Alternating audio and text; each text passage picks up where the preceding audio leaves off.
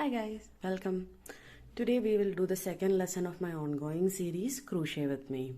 So we will learn how to make a slip knot. The slip knot is the basic foundation of your crochet. So this is where you start your stitches from. This is a slip knot.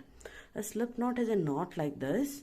A loop at the top and two tails, one at the tail end and one at the ball end. And when you pull at the tails, you can increase and decrease the size of the loop, hence the term slip knot. There are multiple techniques in making a slip knot. So this is the one that I favor the most. Hold the yarn at the tail end, make a small rectangle like this so that your fingers come like this.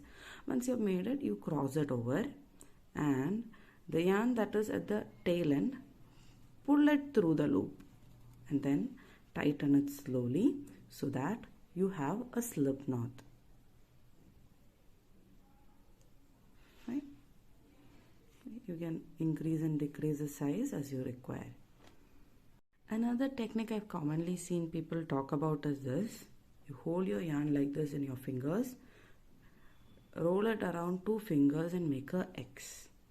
Once you've made a X like this, take your fingers out and the working yarn, you pull it through the loop like this. Once you have pulled it through the loop, just tighten it.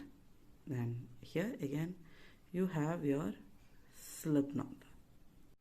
Guys, now you can practice making these small slip knots at home so that you become quite an expert at it. And in the next class, I'll teach you how to make chain stitches. So for now, goodbye. Don't forget to like and subscribe.